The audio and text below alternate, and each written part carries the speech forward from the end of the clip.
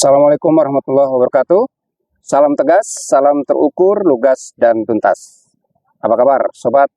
Kita bersyukur karena kembali dipertemukan dalam keadaan sehat dan tetap semangat di Sudipraitno Legal Channel, saluran YouTube yang insya Allah memberi secuil kontribusi untuk mewujudkan keadilan di negeri kita yang berjuluk sebagai negara hukum atau Rechtsstaat ini.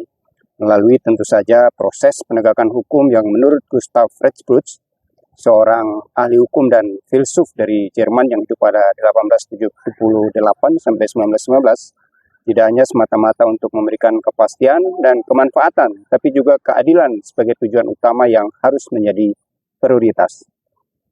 Penegakan hukum yang tidak semata-mata tentang bagaimana menerapkan sanksi bagi yang melanggarnya, tapi juga tentang bagaimana agar aturan-aturan hukum yang ada dipatuhi dan dilaksanakan. Bukan hanya oleh warga masyarakat, tapi juga oleh aparat penegak hukum dan penyelenggara negara.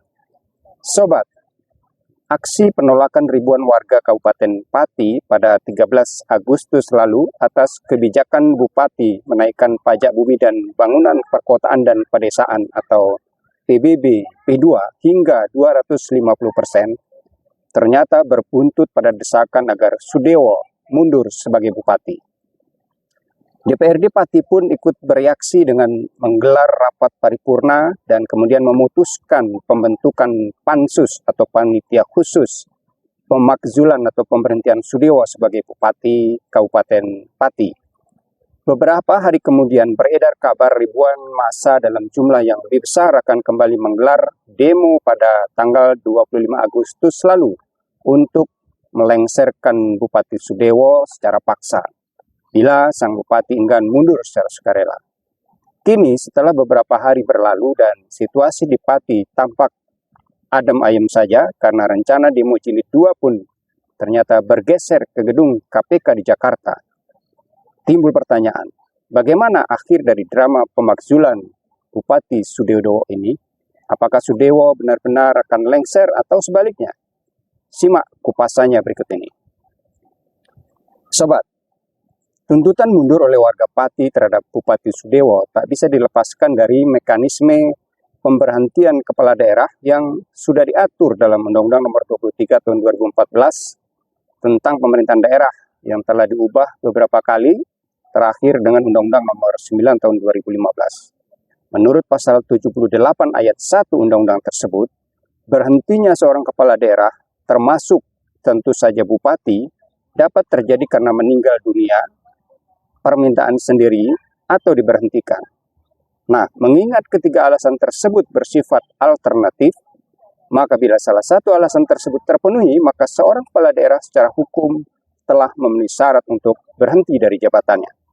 Dan dari ketiga alasan tersebut, hanya tinggal 2 alasan yang masih berpotensi terpenuhi untuk kondisi di Kabupaten Pati saat ini, yaitu Bupati berhenti karena permintaan sendiri, atau Bupati berhenti karena diberhentikan. Dan dari 2 alasan yang masih mungkin tersebut, alasan karena permintaan sendiri relatif lebih simpel atau mudah prosesnya dibandingkan karena diberhentikan yang butuh proses lebih panjang dan berbelit. Namun bila melihat sikap tegas Sudewo yang menolak mundur meskipun didesak oleh ribuan warga dan batalnya demo jilid 2 pada 25 Agustus lalu, serta berdamainya salah seorang penggerak aksi unjuk rasa dengan Bupati Sudewo, diyakini berhentinya Bupati karena alasan kedua juga takkan terjadi, karena fakta-fakta yang ada tak mendukung terpenuhinya alasan tersebut.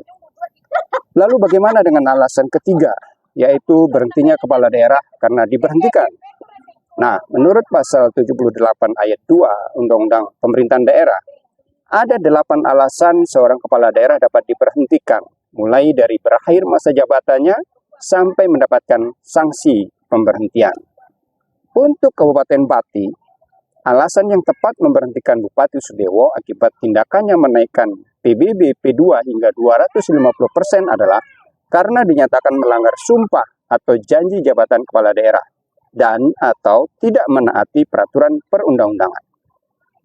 Prosesnya tentu harus didahului dengan pendapat DPRD melalui rapat paripurna yang menyatakan bahwa Bupati Sudewo terbukti telah melanggar sumpah atau janji jabatan kepala daerah dan atau tidak menaati peraturan perundang-undangan.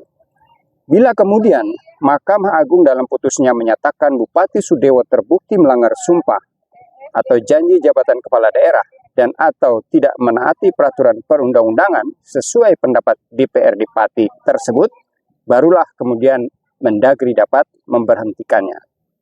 Jadi, dari serangkaian proses pemberhentian bupati melalui DPRD yang harus dilalui tersebut dan melihat fakta yang terjadi di Kabupaten Pati saat ini, yakni belum adanya pendapat DPRD Pati yang menyatakan bahwa bupati telah memenuhi syarat untuk diberhentikan, maka untuk sementara dapat disimpulkan bahwa peluang Bupati Sudewo diberhentikan melalui proses pemakzulan oleh DPRD masih terlalu kecil, kira-kira baru 25%. Karena di samping harus lolos di DPRD yang baru setengah jalan prosesnya, putusan Mahkamah Agung pun belum tentu membenarkan pendapat DPRD untuk memberhentikan bupati, seperti kasus pemakzulan Bupati Jember tahun 2020 lalu yang ditolak oleh Mahkamah Agung.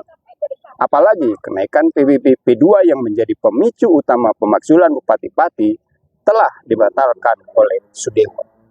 Maka kita tunggu saja apa yang akan terjadi setelah ini. Terima kasih. Wassalamualaikum warahmatullahi wabarakatuh.